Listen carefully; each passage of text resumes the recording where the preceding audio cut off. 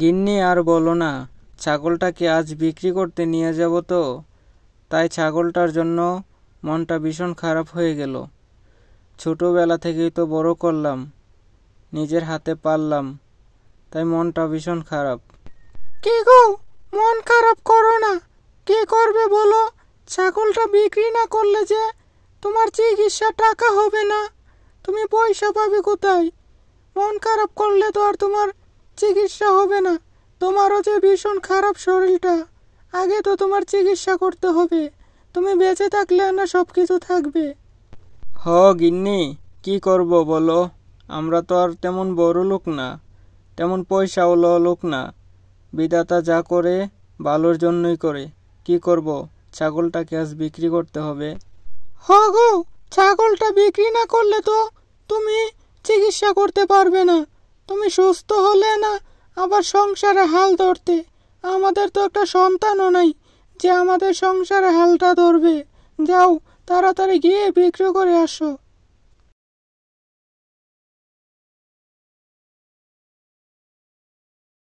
গিন্নি, সকাল সকাল না গেলে তো ভালো কিছু পাবো না। হাটে তো সকাল সকাল যেতে হবে।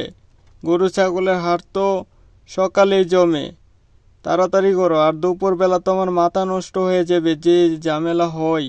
ভালো একটা ছাগল না দেখে আনলে তো বাড়ির অনুষ্ঠানটা ঠিকঠাকভাবে সুন্দরভাবে করতে পারবো না। আগো, এত তাড়াহুড়া করো না, আস্তে ধীরে যাও।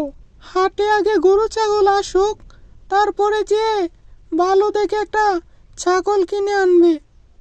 বাড়ির মধ্যে অনেক মেহমান আসবে, তো সুন্দর দেখে একটা ছাগল কিনে আনবে। পয়সা দিচ্ছি, এই নাও। গিন্নি, এসব নিয়ে তোমাকে ভাবতে হবে না।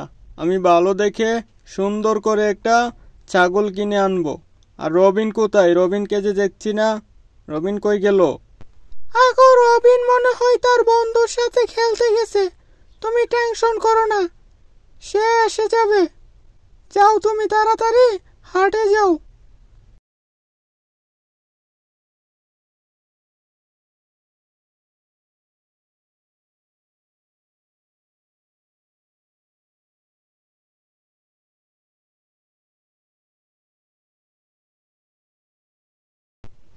দাদা, তোমার ছাগল কত টাকা বিক্রি করবে?